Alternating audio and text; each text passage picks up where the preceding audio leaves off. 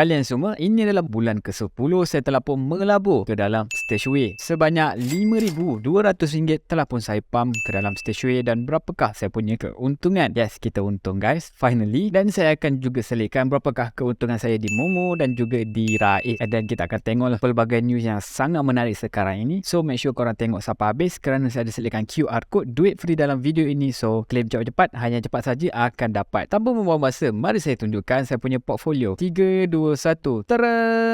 Saya mengalami keuntungan RM416 guys. So ini yang saya deposit 5.2. So ini kalau tambahkan dengan total return, inilah value kita RM5,627. Kalau tengok kat graf sepanjang bulan lepas, yang tangga yang ini kan, kita tak ada mengalami kerugian lah. Kita sentiasa floating keuntungan lah. Dan kalau kita kan kat sini, keuntungan saya adalah 9.68%. Hampir-hampir lah 10% guys. Dalam masa 10 bulan saja. Bagi saya memang mantap. Sebab kalau ASB setahun 5%, tahun depan 5%, belum masuk kena 2 tahun lah, barulah sama level macam yang kita dapat di dalam S&P 500 di Stashaway ini. Tapi macam biasalah, sebelum nak untung tu kita akan ada rugi lah. Kalau yang bawah biru ni rugi lah, ada rugi ada untung. ASB selamat, korang pilih mana yang korang selamat ke tak selamat kan. So ini adalah portfolio saya S&P 500. Okay, saya nak hasilkan juga Stashaway simple saya di bawah ini yang dapat 4.1 ini. So kita baru juga dapat dividen 17 Mei ini. Dan kalau kita tengok dapat 14 sen je, memang sikit gila. Tapi bila kita tekan, korang tengok kita dah mulalah dapat daripada money market fund yang baru lah, iaitu PRU ISIN. Sebelum ini kalau kita tekan yang bawah ini, dia daripada ABM INCT ini. So sekarang dah tukar lah sebelum ni. Lepas tukar baru dapat 4.1%, which is tinggi gila. Sebelum ini mungkin dalam 3 lah paling tinggi pun. So sekarang dapat 0.1, which is ok lah kan, sebagai tempat untuk emergency fund. Dan macam biasa, kita tengok pula kita punya Momo. So ini Momo saya,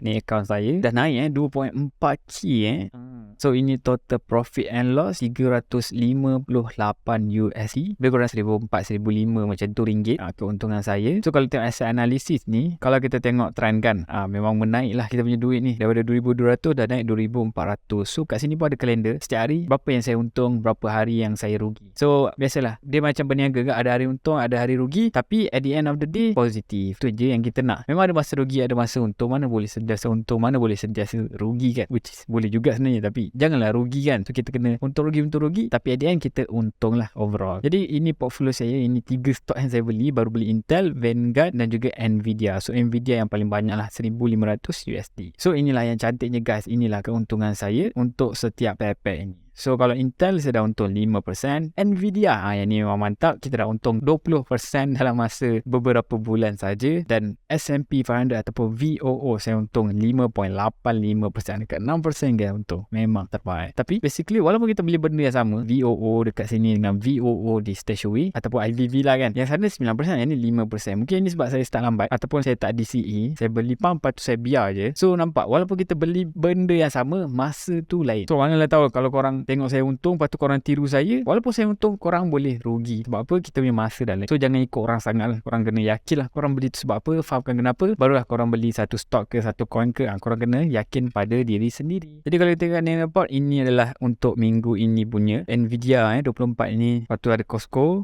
ni macam wholesale punya lah. Kalau kat Melaka kita panggil The Cowboy. Tapi buat masa sekarang korang kena sabar, sebab sekarang ni Momo sedang nak masuk Malaysia. So untuk orang baru tak boleh daftar. So korang kena sabar dalam 3 ke 6 bulan. Kita tengok macam mana. Nanti kalau dah boleh masuk, korang dah boleh daftar, saya akan bagi tahu korang. Dan seterusnya, inilah account Raid saya guys. Saya dah untung 2.27%, baru 2% dalam masa 2 bulan lah. Dah 2 bulan kita untung 2%. Kalau sebulan 1%, kalau lah boleh, which is tak boleh, kita boleh dapat 12 guys setahun, which is tu tinggi gila. Itu macam zaman-zaman dulu, zaman-zaman ASB dapat 14%, 12%. Dulu memang boleh dapat ASB tinggi macam tu. Sekarang kena tunggu 2-3 tahun baru dapat sama level dengan orang-orang otai dulu. Dan kalau kita tengok graf macam ni lah guys, dia punya graf memang cantik guys. Tapi bila tengok kat sini, dia untung 3% pula. Saya pun tak pastilah kenapa, apa beza dia tadi. Sebab tadi ialah 1 bulan yang lepas. So ini adalah 3 bulan lepas, maafkan saya yang tadi. So berdasarkan 3 bulan lepas, kita dah untung 3.54%, which is sangat banyak dalam masa 2 bulan saja guys. So kalau korang nak daftar Rais, korang nak daftar Momo, korang nak daftar Stashaway, korang boleh daftar guna link yang saya letakkan di bahagian description dan juga komen. Jadi sekarang ni kita nak baca tentang news pula. Dan news ni kita ambil daripada kita punya grup Telegram kita lah, iaitu channel Daus DK. So kalau korang belum join dan korang dapatkan news yang menarik, korang boleh join lah channel Telegram ini. So news kita yang pertama iaitu Nvidia dia nak berganding bahu dengan MediaTek untuk bawa graphic card GeForce RTX ke smartphone. So kalau korang ada laptop, korang ada PC, mesti korang tahu PC korang ataupun laptop korang ada graphic card tak? So graphic card most of the time kita akan dapat daripada Nvidia, dan graphic card inilah yang merunningkan, yang mempowerkan kita punya ChatGPT semua. So memang sangat-sangat padu lah Nvidia ni, tapi dia besar dan dia sangat power hungry, makan banyak current, dan sekarang dia nak berganding bahu dengan MediaTek untuk bawa teknologi yang tebal besar tu semua masuk ke dalam kita punya smartphone ataupun MediaTek punya chipset lah. Jadi MediaTek nak bekerja dengan Nvidia, nak masukkan grafik GeForce RTX dalam smartphone flagship dia mungkin tahun depan. Nvidia dah jadi raja pasaran kad grafik, memang kita semua tahu, berkat series RTX 30 dan RTX 40. Kemudian DLSS 2 ni lah untuk improvekan korang punya gameplay frame rate, tapi dia akan sacrificekan sikit lah korang punya grafik visual. Tapi dengan ada DLSS 2, mereka dah menggunakan AI untuk kurangkan dia punya kesan keburukan yang diakibatkan oleh nak kejarkan frame rate. So dia kata kat sini Nvidia memfokuskan pada machine learning dan neural networks. MediaTek nak guna kebolehan gaming dan AI Nvidia kasih tewas pesaing dalam sektor smartphone. Susah nak agak IP mana Nvidia masukkan dalam smartphone MediaTek. Jangan harap sama macam PC. Pace dan kuasa penting untuk mobile system on chip SoC, tapi mungkin kita nak tengok variant dipotong dalam prosesor MediaTek. Variant dipotong ni bermaksud versi yang di downgrade ataupun versi yang kualiti je low yield punya kualiti punya wafer kan. Senang cerita dia adalah kualiti yang rendah dan sesuai lah untuk benda-benda yang kurang sikit intensity ataupun power dia kan. So memang sangat sesuai lah untuk dimasukkan ke dalam smartphone. Jadi Nvidia dan MediaTek bekerjasama membangunkan SoC WOA Windows on ARM. Nvidia boleh guna potensi penuh architecture ada loveless, jadi korang akan ada ray tracing canggih, advanced upscaler macam DLSS 3 dan banyak lagi dekat smartphone korang. Produk grafik Nvidia dihasilkan pada proses node 5 nanometer TSMC. Kapasiti 3 nanometer sekarang terhad, so mungkin pakai 4 nanometer untuk buatlah prosesor ini nanti. AMD dan Samsung sebelum ni viral lah kan, kononnya nak buat semua. Dia dah cuba dah macam ni, namanya lah GPU X Sleeps, tapi fail. Prestasi tak best, memang penggunaan kuasa berlebihan, jadi chip ni tak boleh pakai lah untuk korang punya phone. Memang dia power hungry. Jadi berita yang kedua, kita dapat tahu Foxconn akan bina kilang yang bernilai 500 juta US dollar, setengah bilion guys, di negara India. Kita ikut daripada Menteri Industri Telangana KT Ramarao, kilang ini dijangka buka 2,500 kerja dalam phase pertama. So korang bayangkan 25,000 orang dalam masa satu phase saja, which is sangat ramai lah. Foxconn ni ialah supplier utama untuk Apple, Dell, Cisco dan juga Microsoft. Tapi Foxconn masih diam je bila ditanya apa yang diorang nak buat lah dekat kilang ini. Apple dah plan nak move production daripada China ke negara lain, termasuklah India. Foxconn pun ada banyak sebab lah nak expand production kat luar China. Outbreak COVID-19 kat kilang Foxconn bulan November lepas buatkan diorang kena lockdown. Ini koskan delay dalam shipment produk Apple. Bulan Disember, gangguan kat China buat production iPhone slow down, so Apple suruh supplier siapkan lebih banyak assembly line lah kilang lain kat negara lain. Jadi bulan Mac, Foxconn menang order buat AirPods yang untuk telinga ni kan, dan plan nak labur beratus-ratus juta dolar nak bina kilang dekat India. Jadi CEO Apple Tim Cook bagi tahu kita invest kat US dan negara lain juga. So apa pendapat korang pasal Foxconn punya move besar ni? Berbaloi ke dia nak pindah ke India? Apakah impak dia pada industri tech global? Cuba korang share kat bawah. Kita komen sama kat Telegram, sini pun korang kena komen kat. Jadi kita dapat juga berita seterusnya iaitu YouTube Premium guys. So kalau korang tak tahu, YouTube Premium telah dinaikkan harga. Untuk Malaysia macam saya sebelum ini perlu bayar dalam RM26.90, tapi sekarang dah naik RM30 untuk family punya plan iaitu 6 orang. So saya nak tanyalah kat korang, korang penat tak dengan iklan yang panjang kat YouTube yang tak boleh nak skip tu? Sekarang YouTube dah makin garang lah guys. Sebab apa? Dia dah ada rancangan nak block pengguna yang ada ad blocker. Dalam beberapa tahun ini YouTube dah push iklan gila-gila, which is memang kita boleh nampak dari 1-2 iklan je per video, sekarang dah iklan kat awal, tengah dan juga hujung video. 3 iklan guys paling-paling. Iklan YouTube yang tak best ni dah buat ramai orang bengang, ramai yang cari alternatif untuk block iklan. YouTube pula tengah test nak block pengguna yang guna ad block ini. Memang hak dia lah kan, tapi apa jadi kat kita? Penyelesaian patut kita perlu guna YouTube Premium ni kan. Tapi plan ni pun adalah masalahnya. $12 sebulan untuk individu dan $23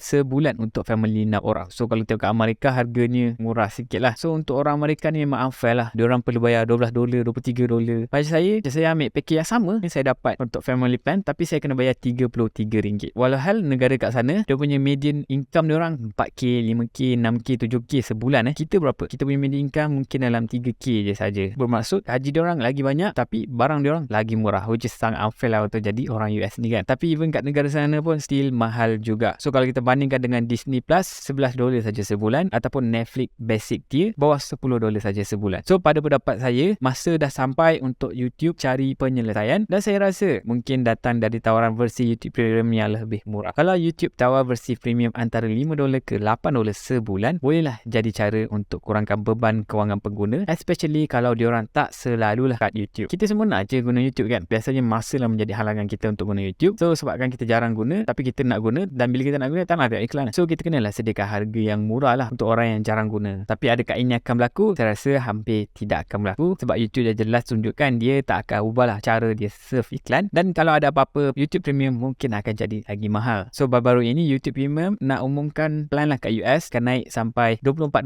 sebulan. Akhirnya diorang sedar, naik $6 dan tak ada lagi lah plan untuk individual, dan memang dalam kemungkinan yang boleh jadi. Dan YouTube ni pun sebenarnya memang dah monopoli lah dalam dunia platform streaming ini semua. Dan kalau kita nak cari alternatif lain pun memang tak ada. Ni ada pun Dailymotion tapi sedikit sangat. Dan kalau kita nak buat video pun, platform apakah yang mampu membayar macam YouTube ni kan. Tapi actually saya faham lah kenapa YouTube mengenakan harga yang tinggi, sebab kalau korang tak tahu, feature yang korang dapat ni boleh running video 4K dengan petik jari, sangat clean, sangat smooth, sangat cepat, tanpa lag, tanpa buffer. Nak buat benda tu sangat-sangat mahal guys, sangat-sangat susah, sangat-sangat big project lah kalau korang boleh nak buat website ataupun capability yang sama lah macam YouTube ni. Mungkin dia dah murah sebab dia dah ada economy of scale, bermaksud dia dah jimat daripada segi volume ni. Mungkin dia jimat kat situ. Dan kalau korang baru nak naik, baru nak buat macam YouTube, biasanya terlongkop lah. Sebab tu dia seorang saja yang nombor 1. Sebab kalau korang tengok kat Twitter, sekarang Twitter dah cubalah nak letakkan video panjang 2 jam. Tapi bila setiap kali saya guna Twitter, mereka punya video-video ini sangat-sangat barai lah. Bila play kadang-kadang tak play, bila play kadang-kadang orang tu gerak, tak gerak kan. Bunyi je gerak, orang dalam video tak gerak. So memang even Twitter yang duit berbilion-bilion pun tak mampulah untuk sama level dengan YouTube ini. Memang totally different world. Jadi korang rasa apakah pendapat korang pasal iklan kat YouTube ni? Dan apakah perasaan korang pada harga YouTube Premium ini? Korang rasa berbaloi ke tak nak subscribe? Jadi kita tengok pula news seterusnya, iaitu Apple reject 1.68 juta permohonan App Store dalam 2022. Apple baru publish laporan transparansi App Store buat kali pertama lah. Menurut dokumen itu, Apple review 6.1 juta submission tahun lepas, termasuk update untuk existing apps. Dari jumlah itu, 1.6 juta ditolak disebabkan tak ikut guideline performance Apple. Company itu juga tolak 400,000 submission atas alasan legal. Tahun lepas, Apple remove 186-195 apps dari App Store. Banyak request takedown, 1,400 datang daripada China, sementara India hanya